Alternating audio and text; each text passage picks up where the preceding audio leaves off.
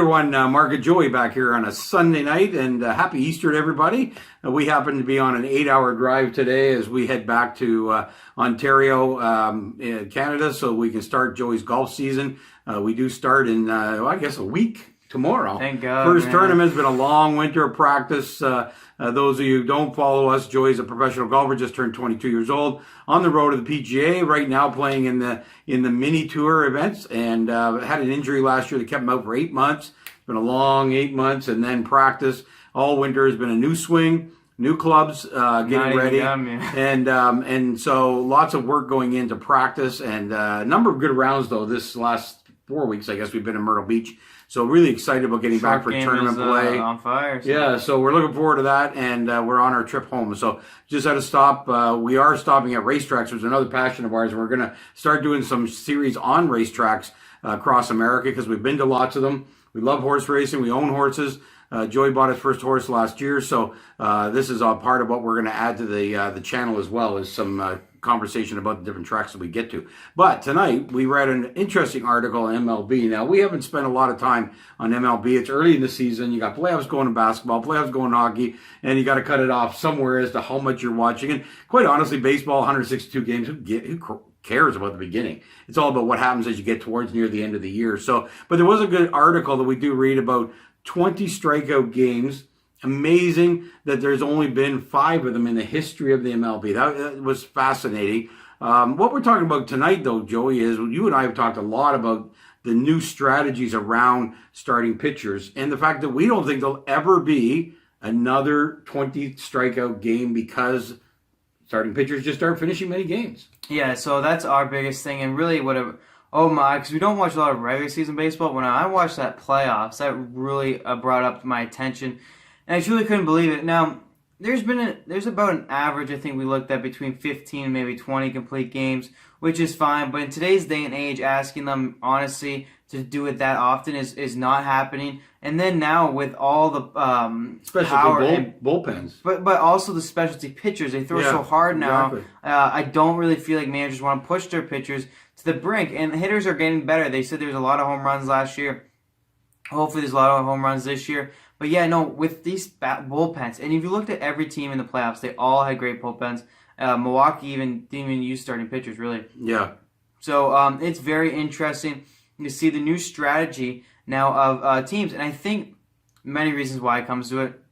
It's easier to get with starters coming with 100-mile-per-hour fastballs. I think they like 6 innings. They go, okay, throw me a 100-mile-per-hour fastball, an 85 changeup, for 6 innings, and we should be good to go. And they're racking up these great bullpens. Well, now they have a bullpen special. A 7-inning guy, an 8th-inning guy, and a 9th-inning game. So they're getting those starters out of there. So I think it's going to be very, very tough. And then in the NL, that's a whole different story. Without a designated hitter, you won't see many there. So although I must say, if you're going to be a good pitcher, the batting isn't as tough because of that. But we just feel like every year the amount of complete games will probably go down. I feel like that we'll never see a 20 strikeout game. Now, with that being said, James Paxton had 12 strikeouts in back-to-back games. That's probably the max you'll see these days. 20 strikeouts is obviously an insane feat. It's bigger. It's probably obviously it's harder than a 20 game. Well, not a 20 game winning streak, but I mean it's just one of the hardest. 5. It's the lowest record in the history. Is the 5 games only. And now you're trying to say, is there another one when pitchers don't even go complete games as much as they did in the past? No, thank you. Also, there hasn't been as many dominant pitchers these days. 1, I think, because of injuries, probably. 2, probably because of knowledge they can get on pitchers. It's very difficult to be so dominant as a pitcher because they get so much information on you. So we were looking back and we were looking at, wow, this year had 25 complete games, 2 pitchers threw them. Yeah. Randy Johnson and David Mills maybe on the Jays. David Wells. That's all it took. But now you don't see a guy having that many complete games because 1 or 2 is the most. Yeah, I feel like it's tough to be that great. So you see maybe 5 players go 1 or 2 complete games. But you're not going to see one guy, and really I feel like it has to be one guy who does it so often that he has a big game. And I just don't see that happening these days. Batters are too good. There's too much information on you, and it's hard to go 9 innings with how hard you have to throw it. So I got 2 questions for you. First question is we were watching a game, and they pulled the pitcher out with a no-hitter in the 6th inning.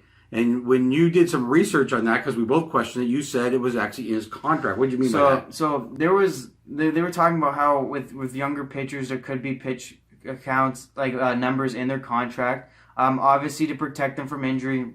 Going forward, it was something that might not have been guaranteed with that guy, but that happens a lot apparently with younger pitchers about the fact that, hey, their agents like, don't blow out my guy's arm if he's good through 6 innings, like Before he pull gets his him. big contract. Yeah, pull him, and so like he has good starts.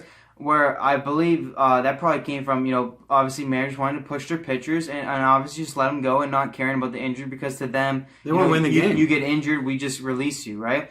So I believe it probably came from the agent side saying, hey, especially with these young pitchers, again, it all comes with how hard guys have to throw it these days because the 100-mile-per-hour fastball has become the norm amongst a ton of pitchers.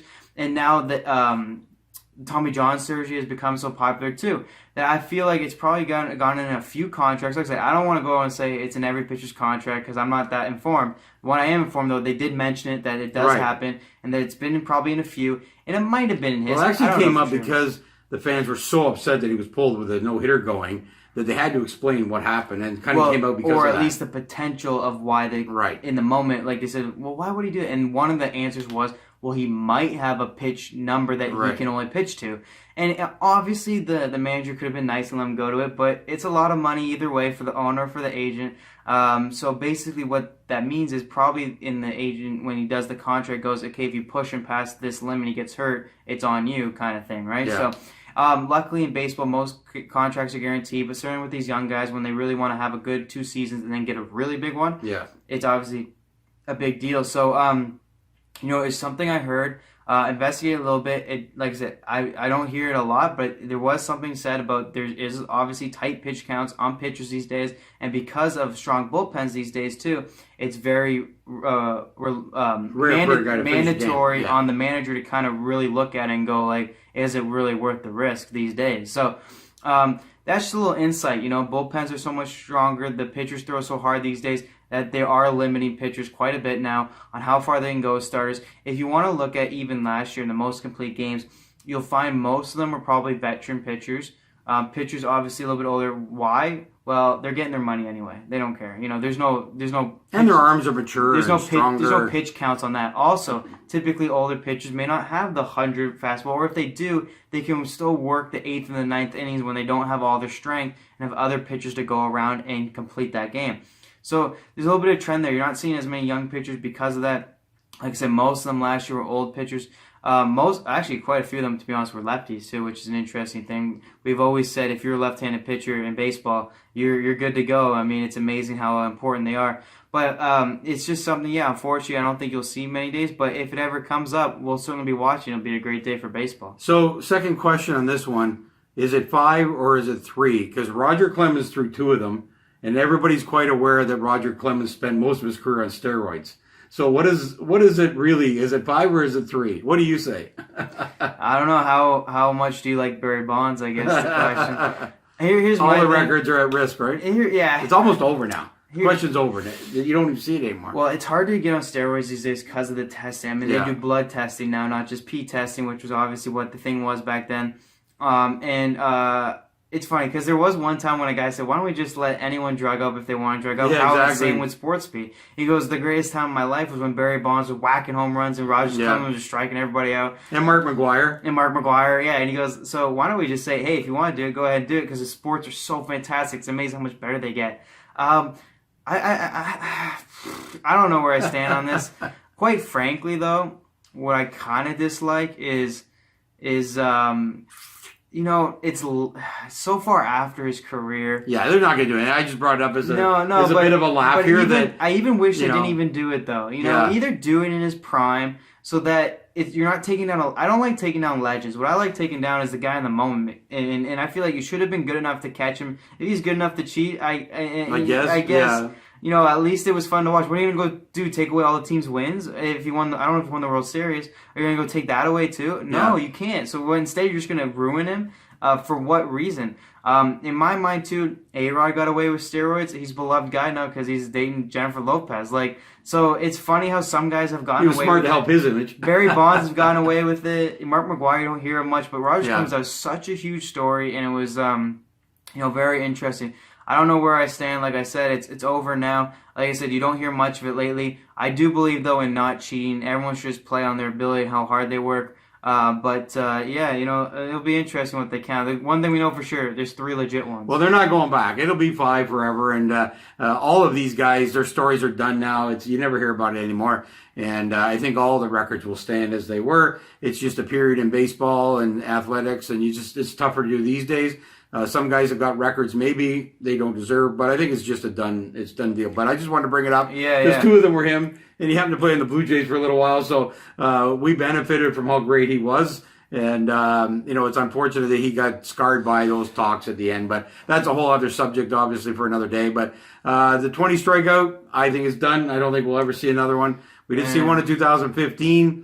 I just think as years go by, the bullpens are becoming so much more specialized. There'll never be another one. If it does, I feel like it'll be like an older pitcher, but there's some pitchers out there that could do it. We just find it very hard, we think, these days. With the amount of information, it's hard to get 20 strikeouts, and it's hard to go 9 innings. It's just harder. And the limits on these guys, because they're building bullpens, because they've seen the success in the playoffs has come from the bullpen. If you look at the Boston Red Sox, for example, their closer was unbelievable. Their 8th inning guys, unbelievable. That's the way they're kind of wanting to go. Don't blame them. It's going to be tough to convince your manager to go 9 innings. If you better be going like a no-hitter or something, in my mind, if you're going to get 20 strikeouts. Yeah. So, like I said, if it's only happened 5 times, not many things have only happened 5 times in history it's the hardest in record. their sport. So it'll be a great day when it happens, but if it's happening, I don't think it will, and it'll be very rare, but it'll be cool. And I hope you got a chance to maybe see. I saw Randy Johnson, not live, on TV. Randy Johnson's and one of Roger Clemens. Fortunately, friends of mine called me and told me what was happening, and I was able to get on TV. I also saw Hank Aaron break the home run record. So I've been pretty fortunate in my time of being able to watch these great events happen on TV, and great of friends to call and say this thing's happening. I did see Hank Aaron just by watching Monday Night Baseball, so I was lucky there, and some amazing records and amazing time in sports. So anyway, this is what we bring you on We're Talking Sports, and hopefully we'll see you back soon.